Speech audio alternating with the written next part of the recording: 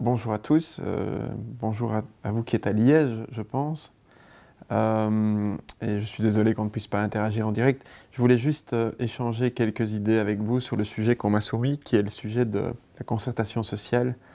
Et je suppose dans mon cas plutôt la concertation sociale au niveau de l'entreprise plutôt qu'au niveau fédéral ou régional. Et c'est une matière complexe.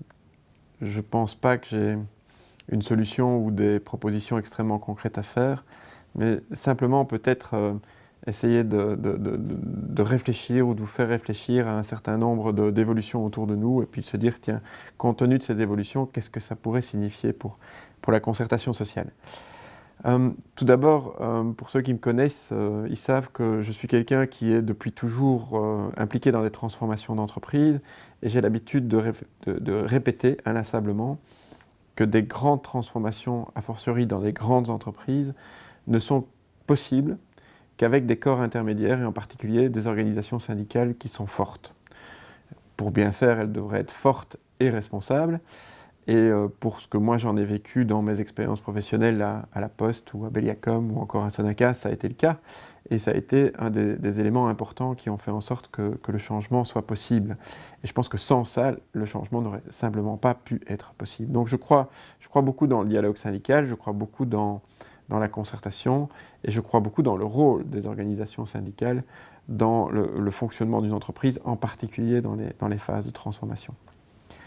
Cela dit, il y a toute une série de choses qui se passent autour de nous, qu'on subit plutôt qu'on maîtrise d'ailleurs, et qui font que le rôle de la concertation et le rôle des organisations syndicales, au même titre d'ailleurs que le rôle des employeurs, évolue beaucoup. Et je lisais récemment dans un journal économique que probablement dans les 15 ans qui viennent, un tiers des 100 plus grandes entreprises du monde n'existeraient plus. C'est difficile à croire, mais si vous regardez simplement le passé, et que vous voyez des entreprises comme Nokia par exemple, ou Alcatel, qui étaient des géants dans leur secteur et qui, parce que la technologie évolue et parce qu'elles ne sont pas capables en permanence de se remettre en cause et de venir avec des nouveaux produits, avec de l'innovation, ou simplement parce qu'elles sont dépassées par des business models tout à fait différents, comme l'industrie du disque par exemple, eh bien ces entreprises, ces industries parfois, disparaissent complètement, en quelques années. Et on est donc très très loin de modèles qu'on a connus au début du siècle passé, à la sortie de la révolution industrielle, où un chef d'entreprise, une famille, était propriétaire d'une entreprise et pouvait quelque part s'engager dans la durée vis-à-vis de son personnel, parfois même vis-à-vis des enfants du personnel, puisque de génération en génération, on était attaché à une entreprise, on évoluait avec elle, et il y avait une sorte de loyauté mutuelle entre le patron et ses employés. Qu'on le veuille ou non, c'est plus vrai du tout aujourd'hui. Et il y a pas mal de raisons, et qu'on aime l'idée ou pas, d'ailleurs, je ne suis pas en train de dire que c'est un bon modèle, mais c'est le modèle dans lequel on vit aujourd'hui. Cette loyauté vis-à-vis de l'entreprise, elle a disparu en partie parce que l'entreprise elle-même ne survit pas, parfois très longtemps, et qu'elle fait face à des aléas et à une compétition qui est féroce, avec un rythme de révolution technologique qui ne cesse de s'accélérer, et qui fait que si on n'est pas capable de passer à la génération technologique suivante, eh bien on disparaît. Et donc dans un contexte comme celui-là, la relation entre le patron et l'employé et l'ouvrier, bien évidemment, elle évolue. Elle évolue parce que le patron n'est plus à même de garantir à son employé ou à son ouvrier le même genre de proposition d'emploi, dans la durée en tout cas, qu'il pouvait le faire il y a un siècle ou un siècle et demi. Rien que ça change complètement la donne. Et puis si vous regardez ça encore avec un peu plus de recul, vous vous rendez compte qu'il y a toute une série d'évolutions dans notre environnement qui ont pris place dans les 20 ou 30 dernières années et qui ont, d'une façon ou d'une autre, changé complètement la donne. Il y a un économiste français qui s'appelle Daniel Cohen, qui a écrit quelques livres ces derniers temps extrêmement intéressants, dans lequel il met bien en évidence en fait 3 paramètres qui ont vraiment en profondeur fait évoluer la façon dont le socio-économique finalement a évolué en Europe et dans les pays industrialisés au sens large, donc finalement quelque part dans le monde entier. Et il dit qu'il y a 3 grands paramètres qui influencent. Le premier paramètre qui a influencé, c'est la mondialisation, la globalisation. Le deuxième paramètre, c'est la financiarisation. Et le troisième paramètre, c'est la digitalisation. Et donc ce sont peut-être à ce stade des concepts, mais ce que je trouve intéressant, c'est de se dire effectivement comment est-ce que cette mise en place, de nouveau, qu'on le veuille ou non, qu'on aime ça ou pas, je ne juge pas, je constate simplement que c'est le modèle qui est en place au niveau mondial aujourd'hui, comment est-ce que ces trois éléments-là ont fait évoluer le lien entre l'entreprise, son patron et ses employés et ses ouvriers. Si vous regardez la mondialisation aujourd'hui, elle a eu plusieurs effets. Elle a eu des effets de réduire les coûts de production et de pousser à la délocalisation. Je répète inlassablement que nous sommes, nous, par exemple, dans l'aviation, dans une industrie qui est basée sur les coûts et où nos clients nous poussent à délocaliser l'activité simplement pour que nous réduisions les coûts. Et si on ne le fait pas, on perd nos contrats. Et donc, cette dynamique de mondialisation de la production est importante. À cette mondialisation de la production, on couple une mondialisation aussi du marché, puisque la croissance économique aujourd'hui, elle n'est plus en Europe, elle est en Asie, elle est dans les pays émergents, et donc non seulement on produit en low cost, mais on vend en low cost. Et donc la croissance mondiale s'est déplacée. Et donc on ne doit pas s'étonner dans un contexte comme celui-là de se rendre compte que l'emploi industriel, je peux parler de choses que je connais, c'est l'emploi industriel, je pense que c'est vrai dans d'autres domaines aussi, s'est déplacé lui aussi, et il se déplace vers les pays low cost, dans des conditions sociales qui sont parfois contestables, mais il se déplace dans ces pays-là parce que le coût est plus bas et parce que le marché final, le client final s'y trouve. Donc mondialisation, c'est un fait. Deuxième élément, financiarisation. Qu'est-ce que ça veut dire? Ça veut dire que le patron propriétaire qui arrive tous les matins dans son entreprise et qui surveille sa production à une échelle humaine, ben ce patron propriétaire, il est de plus en plus rare. Et il est remplacé par des actionnaires, qui sont des actionnaires financiers, qui d'ailleurs ne sont pas tous des renards à la recherche du meilleur rendement, puisque là-dedans, vous trouvez aussi bien vous que moi, en tant qu'investisseur ou en tant simplement que contributeur à un fonds de pension, par exemple. Et ces investisseurs financiers recherchent le rendement maximal dans leur investissement et ont moins d'empathie pour une production locale, pour une entreprise locale, et ils vont chercher la meilleure répartition géographique de leur production, la meilleure dynamique de vente, là, ils vont arrêter les produits qui ne marchent pas, ils vont développer uniquement ceux qui fonctionnent, etc. Et donc on a là aussi, avec la financiarisation, qu'on le veuille ou non, un écart qui se crée entre l'entreprise et son patron d'un côté et ses employés de l'autre, puisque cette relation dans la durée, plus personne ne peut la garantir. La décision est déplacée au niveau de l'actionnaire, en tout cas jusqu'à un certain point, et ces actionnaires n'ont plus de lien direct, concret, avec l'entreprise dans laquelle ils ont investi. Le troisième élément dans lequel on voit une évolution extrêmement rapide pour l'instant et qui a une énorme influence sur l'emploi, c'est la digitalisation. Industrie 4.0, c'est pas vraiment nouveau. Le terme est nouveau, mais ça fait quand même plus de 30 ans, peut-être 40 ans, qu'on installe des robots dans les entreprises. Mais là aussi, le rythme technologique s'accélère et on a été amené à remplacer, en tout cas dans nos pays où les salaires sont coûteux, sont élevés, on a progressivement remplacé la main-d'œuvre répétitive par des robots.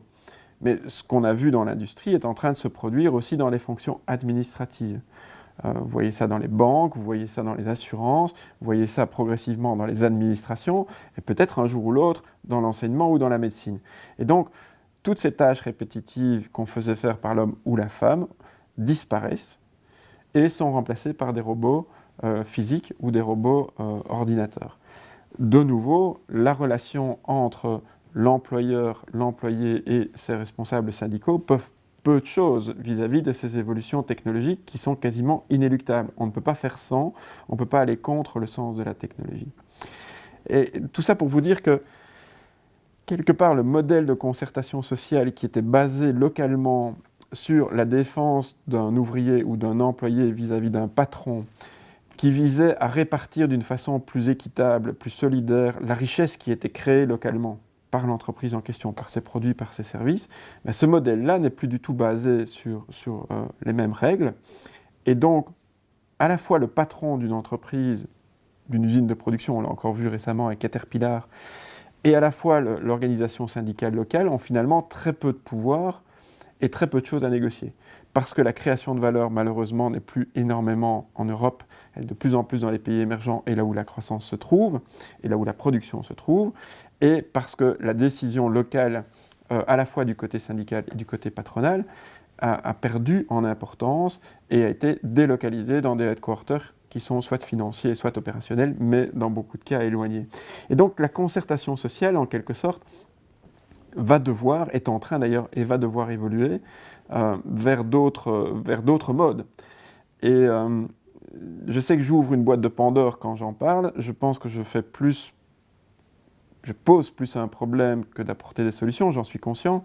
Et je pense que ce serait peut-être manquer d'humilité aussi d'amener des solutions dans un problème aussi complexe auquel je pense que tout le monde est confronté aujourd'hui avec ces réformes profondes. Je crois qu'une des choses qu'on ne conteste pas, c'est que le statu quo n'est pas vraiment une option. Et donc ça, je crois que ça doit être la règle de la concertation sociale, vu de mon point, en tout cas de mon point de vue de chef d'entreprise. C'est que je crois que si nous n'évoluons pas, si nous ne nous réformons pas en tant qu'entreprise et aussi en tant que société, je crois qu'on va droit au chaos. Parce qu'on va progressivement s'appauvrir et parce qu'on ne va pas trouver de nouvelles solutions pour recréer de la valeur. Et c'est quand on en a créé qu'on peut parler de la distribuer et a fortiori de la distribuer équitablement. Donc la réforme est indispensable. Donc la défense des acquis en soi n'est pas un bon objectif, malheureusement, qu'on le veuille ou pas.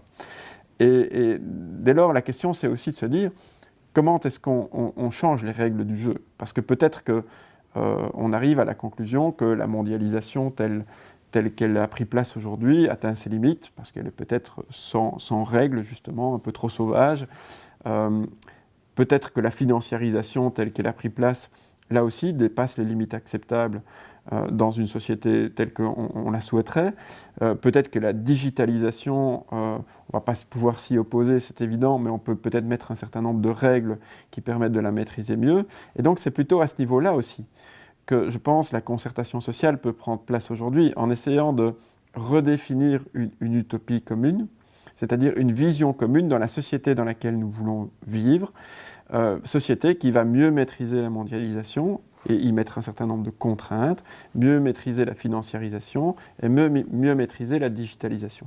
Je sais que tout ça est encore très, très conceptuel, mais une des choses dont je suis convaincu, c'est qu'on ne peut réaliser quelque chose de concret, mettre en place quelque chose de concret à ce niveau-là, que si on a une masse critique suffisante. Et si vous regardez la Belgique, je ne crois pas que la Belgique a la capacité de faire en sorte qu'au niveau mondial, on change ou on adapte les règles du jeu. Si la Belgique devenait protectionniste, elle cesserait d'exporter et plus personne ne voudrait travailler avec eux, avec nous. Et je ne crois pas que ça aiderait en quoi que ce soit le pays. Par contre, si on fait ce genre de raisonnement, et je ne parle pas de protectionnisme parce que c'est un mot négatif, mais si on parle simplement de patriotisme industriel au niveau européen, ça a beaucoup de sens. Et ça a beaucoup de sens parce qu'au niveau de l'Europe, on a un marché qui est un marché incontournable pour les Américains, un marché incontournable pour les Russes ou pour les Chinois ou pour les Brésiliens. Et donc, en tant qu'Europe, on a la possibilité de mettre un certain nombre de contraintes et de faire en sorte que les règles du jeu nous conviennent mieux. Et après tout, c'est jamais que ce que font les Américains, chez eux, pour eux, à leurs frontières, ou ce que font les Chinois à leurs frontières, ou ce que font les Brésiliens à leurs frontières. Et donc, de ce point de vue-là, je pense qu'on a quelque chose à faire, ensemble avec les organisations syndicales, ensemble avec les entreprises, de définir comment nous pensons qu'au niveau européen, on doit faire évoluer ces règles du jeu pour que globalement la société européenne en sorte renforcée, puisse créer plus de valeur, et dès lors puisse mieux partager cette valeur. Voilà juste quelques réflexions. Je suis peut-être un peu loin des considérations quotidiennes de la concertation sociale. Je pense que c'est utile parfois de prendre un pas de recul et de se dire est-ce que le rythme mental de notre évolution, de nos évolutions, de nos améliorations, de nos discussions aussi dans l'entreprise, est-ce que ce rythme-là est en ligne avec le rythme de la transformation qu'on vit autour de nous?